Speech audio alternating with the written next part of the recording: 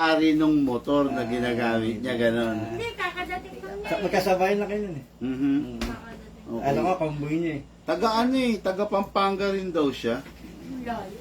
Nagulat ako kasi walang booking. Dito kasi by appointment talaga kami, sir. Kasi unang-una yun nga, ayaw namin magkakasabay. Nasanay kasi kami ng pandemic. Di ba ng pandemic? Unang-una, kailan meron tayong reference sa bawat isa. Halimbawa, biglang nagka-COVID ako, malamang mahahawaan ko kayo. Kailangan may contact ako sa inyo para mawawarningan ko kayo. Wala kami. Meron. Oo, kaya baka kayo pala yung carrier. Kung ang dami natin dito, yun. Kaya nasanay kami sa ganun. Kaya ngayon, inadapt na namin by appointment na. Buti napaga ko yun. Actually, maaga raw yata. Kanina umaga pa sila, no? Oo, tumawag ang maaga eh. Okay, good day mga airsoft. Good day po mga kabigman. No? Today is Sunday habang ginagawa natin itong vlog na to. Kadarating lang namin. Nilibot na naman namin ng norte. Galing po tayo ng Pampanga. Salamat po sa mga ka-airsoft natin sa gawing Lubao, Pampanga, Angeles, Pampanga, San Fernando, Pampanga, at Basa Air Base, Florida Blanca, Pampanga. Yan, okay, no? Okay, ngayon, napagdating ko rito, may dinatnan ako ka-airsoft naman natin from Baras, Rizal. No? Okay, pangalan, sir? Jonald. Si Sir Jonald. Poging-pogi, batang-bata si Sir Jonald. Sir Jonald, paano ba to? First time sa airsoft. Nakapagpaputok na ng tunay? Never pa. Okay, so may tanong pa ako, may anak? Yeah. Ilan taon? 11, 7, saka... Okay, masasabihan na. I mean, kasi baka kasi bata pa, alam mo yung mga bata, makukulit, gano'n. Kaya kailangan, mag-ingat ka doon sa unit mo, sir. No? Okay. Okay, mga ka-airsoft, na unit ng ating ka-airsoft for the day is the John Wick Pit Viper. Wala pa rin talagang kamatayan tong John Wick Pit Viper, no? This is the budget meal edition of the John Wick Pit Viper, no? Siya nga pala, no, sa lahat ng nakakabili sa amin, ba, nakabili ka ng John Wick way back before, no? Gusto mo ipa-upgrade ng fixed outer barrel. Libre yun, libre yun, no? Libre ang upgrade ng fixed outer barrel sa amin. Ang may bayad lang, kung sakali, i-full upgrade mo na. Halimbawa, anti-freeze nozzle, mga ano na yun, pang mga pro na talaga yun, sir. Hindi mo naman kailangan yun. Pero kung gusto mong i-upgrade ng ganun, pwede rin naman. Libre lang rin ang labor, ang babayaran mo lang, yung mismong parts na ikakabit. Tapos basta I'm calling all ng ka-airsoft namin na bumili sa amin. Tapos kung hindi pa naka-fix outer barrel yung unit mo, mag-message ka lang. Pwede natin schedule. Libre ang upgrade ng fixed outer barrel dito sa Big Man Hobby Shop. Okay? Ngayon mga airsoft, ito yung unit niya, yung budget meal series ng John Wick Pit Viper. What good and special about this unit, no? Full metal na siya mula ulo hanggang paa. Okay? Then look at the magwell, kompleto yung markings, kompleto lahat. Then wapo syempre, no? Ito sir, paliwanag ko lang. Ang John Wick kasi normally hindi naman talaga siya standard na barrel. Limited edition siya. Mas maganda hanggat maaari kung maikikip mo siya na maganda, di ba? Wag yung iwasan mo magasgas kasi syempre mawawala ng value pag mga ganun. Limited edition to collector's edition. Kumbaga hindi palagi meron John Wick. Darating yung panahon na mawawala, mabubura sa sirkulasyon si John Wick. At least may John Wick ka, iba-iba dati. Okay, ngayon, start natin mga airsoft, release the magazine. No? Turo natin kay sir kung paano yung pag-maintain ng unit. Release the magazine. Sir, this is the magazine. Ito yung isa sa pinaka-importante sa lahat. Iwasan nyo lang pong malaglag. Pag nalaglag, pwede magka-leak. Pero yung leak na yon, minor lang yon. Ang gagawin nyo kung meron ka naririnig na sumisitsit, hindi chicks na sumisitsit, baka pogi, hindi yung gano'n, ha? Pag meron sumisingaw, maririnig mo yan, gano'n. Pag may gano'n, wag mo na muna laruin, tawagan mo kami, repair natin online. Okay? Tapos, okay, start na natin. Ito sir yung silicone oil. Gumagamit kami ng silicone oil para sa unit, ma-maintain natin. Unang-una, ini-sprayan dito sir, sa output valve. inlet valve to, sir. Dito pumapasok yung hangin, ito output valve. Papaluin to para mag-release siya ng air to perform the blowback. Okay?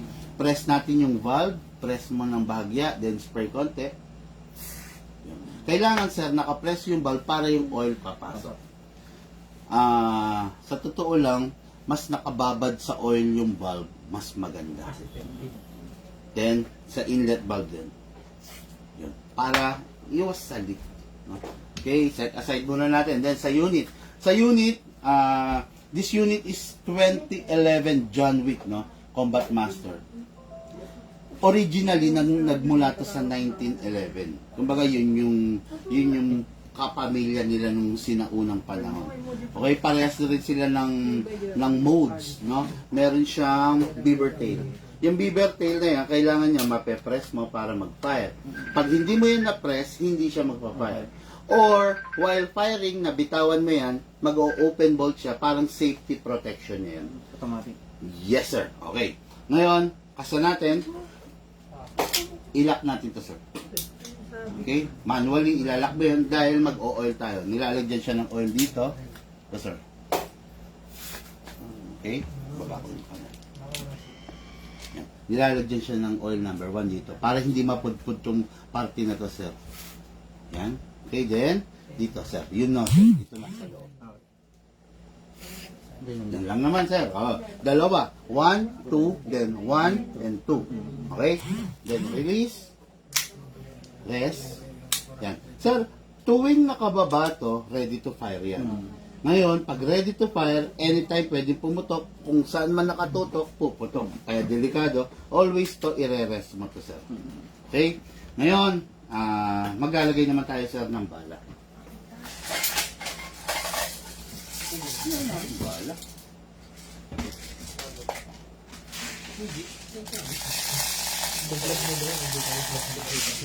Bago natin simulan yung paglalagay ng bala, dalawang bala ang ibibigay ko sa iyo. Isang 0.20 grams, ito yung standard. Ang layo na nararating nito, sir. Malayo talaga. Isang 0.25 grams. Mas maiksi ang nararating nito. Pero, fatal to. Mas masakit to kesa dito. Ano, plastic lang siya. Actually, sir, hindi plastic ang bibis na ginagamit natin. Ceramic. Ceramic. Para siyang ano, marmol nga. Ayun, ganun. Okay, so, ngayon, lagay na tayo, sir. Baba natin to, sir. Baba, iwasan mong mabibitawan yan kasi humahampas dito, pwedeng mabasa. Ngayon, ang style dyan, baba mo to, ilagay mo yung kanang thumb mo rito para kung mabitawan mo, sasaluhin niya. Hindi hahampas dito. Okay, baba, all the way, then dito isushoot yung bala, sir. Sa part na maluwang. Yan dyan, o. Yan, sa maluwang na yan, dyan isushoot yung bala. Hindi po rito sa taas. Yung iba kasi, hindi alam eh. Dito pinapasok eh. O, ngayon, yan, dito. Ayan. Kailangan, sir, huwag mong bibitawan yan, ha. Tapos, mas maganda kung may reloader, mas mabilis, pump lang. Yan. Pansin mo, sir? Ayun. Ilan ang ano niya laman? Punong-puno na. Actually, ang maximum rounds dito 27.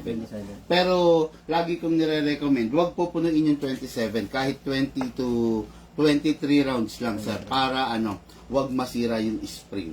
Yung spring kasi medyo mahirap natin. Magkakasakaling masira. Tapos, ito na. Dadako na tayo sa gas. Marami tayong iba't ibang klase ng gas, sir. Meron tayong 12, meron tayong 14, meron tayong CO2. Pero nagkataon na in John Wick, compatible dito lang. Ngayon, kung sakali maubusan ka ng gas, bibili ka sa iba, okay lang yon. Kahit anong brand, okay lang rin. Basta, ang nakalagay, 12. Pag 14, huwag kang gagamit. Pag walang nakalagay, huwag ka rin gagamit. Talagang hahanapin mo dapat yung 12.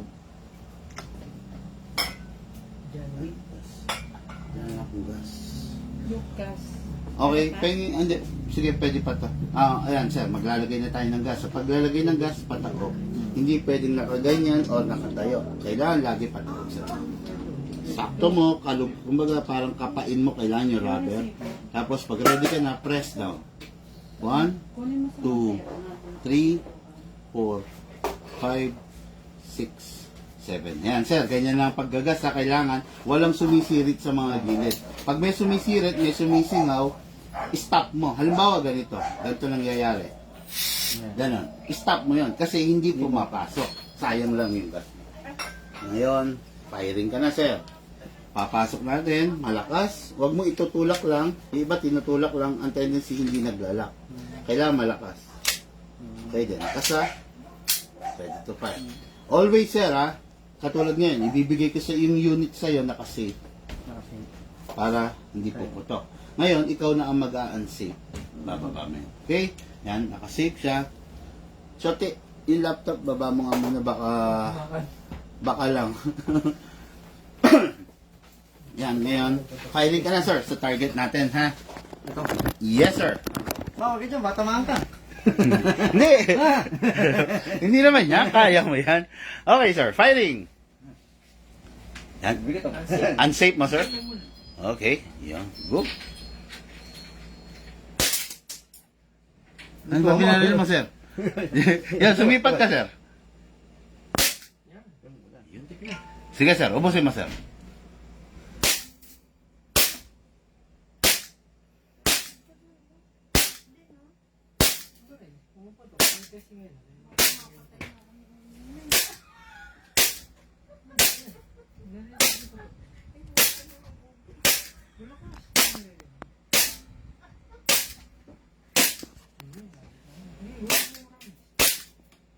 Yun, naubusan lang ako ng hangin.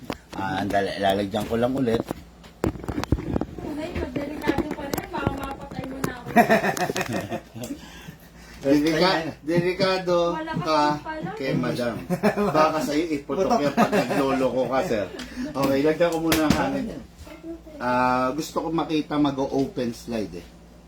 Siya nga pala mga ka-airsoft, no, konting paalala, pag malamig ang panahon, yung airsoft natin medyo mahina. Pero pag nasa outdoor ka, mainit, malakas. Pansin mo, sir, ang lamig. Ayan, no? Kahit yung gas natin malamig. Kasi ang tendency, pag lumalamig yung gas, parang humihina siya. Pero pag nasa labas ka, mainit. Kasi, di ba, aircon nakatapat dito eh. Pag nasa labas ka, mas mainit, mas malakas ang gas. Okay. So, basta, ubusin ko lang, firing.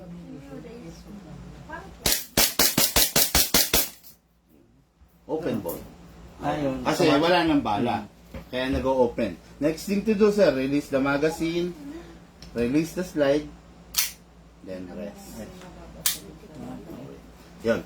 Unit lifetime service warranty, basta may problema, ang gagawin, kukontakin kami. Huwag papabuksan kay kumpare, kay kapitbahay, kay bayaw, kay pinsan. Kami na lang ang magbubukas, ha? Kasi minsan, sir, sa hindi inasang pagkakataon, merong tatalsik na spring, bandang huli, wala. Nasaan yung spring dito, sir? Yun nga, tumalsik. Sasabihin nila gano'n. Ayun, iwas lang tayo doon. Tapos, ingatan mo lang, basta maintenance lang. Tapos, isa pa, penging, tranela, yung pamuna sa'yo, no? T-shirt. Pagkatapos gamitin ng unit, since John Wick to, halimbawa, sir, nag-firing ka. Minsan, hindi naasahan yung acid ng kamay natin, halimbawa, yung pawis, yun ang makakasira sa coating. Spray ka lang konti ng oil, then punasan mo lang siya bago mo itabi para mawala yung mga oil. Pag ganyan, sir, mapapanatili mong maganda at saka malinis, maayos yung unit mo. Tapos, ayun. Okay guys, gun ban ngayon. Mas maganda pag alam nyo yung karapatan nyo. Okay? Ang unit dapat laging nakalagay sa bag. Okay? Hindi pwedeng pabuksan as ordered by the PNP, LTO, LTFRB. Yung bag hindi pwedeng pabuksan just in case na nakita yan sa loob ng sasakyan. Okay? Visual inspection lang, sir. Dumaan ka sa isang checkpoint. Nasa checkpoint ka, dumaan ka. Batiin mo yung officer. Hello, sir. O, ganun. Tapos, silip-silip lang. Hindi pwedeng pumasok ang kamay niya, ang ulo niya doon sa bintana mo. Ang sasakyan mo, karugtong ng bahay mo yan. Pag ginawa niya yon, nilabag niya na yung karapatan mo, nilabag niya na yung batas. Alam nila yan, hindi nila gagawin. Ngayon, natanaw nila yung bag. Hindi nila pwedeng pabuksan yan. Okay? Not unless, meron ng tawag sa estasyon, may alarma yung nando sa checkpoint, yon pwede kang i-hold doon. Pero kung isang simpleng tao ka lang naman na dumadaan ka doon sa checkpoint, nakitaan ng bag yun sa sakyan mo, hindi nila pwedeng pabuksan yun. Okay? Tapos, ayun. Kailangan lang alam niyo lang rin yung karapatan niya. Tapos, basta, ganun pa man din, dahil gun ban ngayon, siyempre, kung maaari, maglaro na lang muna tayo sa loob ng bakura natin. Kung kahit gun ban, kung naglalaro ka dun sa backyard mo, sa property mo, walang problema yun. Wag lang yung talagang Parang ganito lang. nakainom ka, lalabas ka ng bahay. Hoy! Ano yung sinasabi mo kanina? Wag yung ganun, sir. Oo. May kalalagyan tayo doon pag ganun. Pero kung naglalaro lang kayo, banding lang kayo ng family, walang kaso yun, sir. Okay? Tapos, last na, sir, yung magazine mo, merong natirang hangin dyan. Tuwing maglalaro ka, meron laging matitira.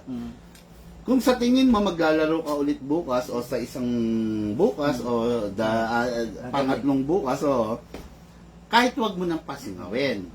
Pero kung sa tingin mo isang linggo ang mawawala or isang buwan, mas maganda yung unit, mas safe, itabi mo na walang hangin tsaka walang bala. Kung talagang kailangan mong pasingawin, pindutin mo lang to. Or ilaro mo, iputok mo. Ngayon, kung papasingawin mo, press mo lang to. Wala na laman yon. So, sayang. Madami-dami pa pa. Hindi ko alam na ganun pa karami. Nag-refill nga pala ulit ako. Yan, yun lang. Basta, kailangan siya disiplinado. Pero, syempre, bago ko umalis, lalagyan ko na. Para pagdating sa bahay, may gagamitin ka. Libre yun. Tapos, isa pa, last na, bago ko makalimutan. Sir, yung ginamit na bala, huwag nang gagamitin ulit. Yung ipinutok mo, Huwag nang bulitin. huwag na. Kasi nagdanas na ng stress yung bala, hindi na 100% na bilog yun. Ngayon, pwedeng bengkong na, yun ang makakasira sa unit. Okay? Yung mga walang pambiling bala dyan, halimbawa, nagkataon, walang-wala talaga, punta kayo rito sa shop, libre bala. 2 dakot. Libre lang. Tapos, gas hindi libre. Tapos, yun lang naman, sir. Basta, yung bala, mura lang ang bala, sir. O, wag mo pang Saan ka yung bumili ng ito? Pwede rin sa online, pwede rin sa amin. Basta, as much as possible, Taiwan BD. O, tapos, yun lang naman, sir. Okay, sir? Maraming salamat. Shoutout mo si madam kasi baka sa init ng ulo niya, sa ipot niya. Madam, wala ba tayong babatiin dyan? Wala. Yung mga marites sa lugar natin, wala naman. May pambayad daw. Okay guys, thank you and have a blessed day. Mamaya meron pa tayong ila-live para sa ating ka-airsoft from Bulacan din. Okay, thank you po. Have a blessed day to all.